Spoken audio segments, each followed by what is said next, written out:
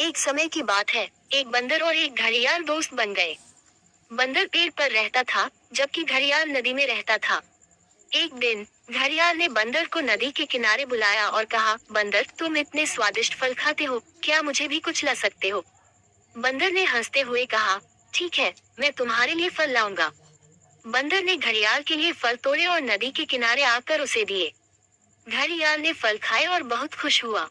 लेकिन धीरे धीरे घड़ियाल के मन में लालच आ गया।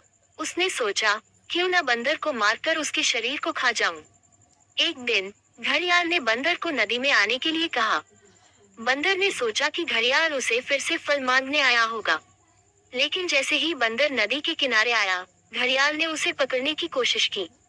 बंदर समझ गया कि घड़ियाल की नीयत खराब है।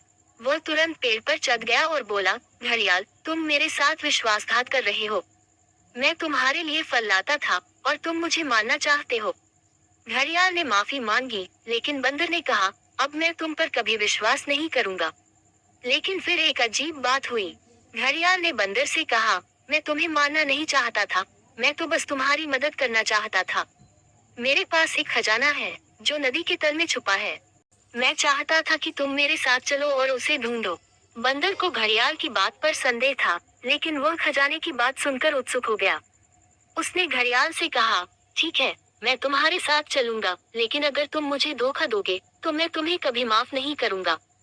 घड़ियाल ने बंदर को वादा किया कि वह उसे धोखा नहीं देगा। दोनों नदी में उतरे और खजाने की तलाश शुरू की। लेकिन जैसे ही वे नदी के तल में पहुंचे, बंदर ने देखा कि घड़ियाल सचमुच एक खजाने के पास खड़ा था। लेकिन तभी घड़ियाल ने बंदर पर हमला कर दिया। बंदर ने अपनी जान बचाने के लिए संघर्ष किया और आखिरकार वह घड़ियाल को हराने में सफल रहा। उसने खजाना अपने कब्जे में ले लिया और पेड़ पर वापस आ गया।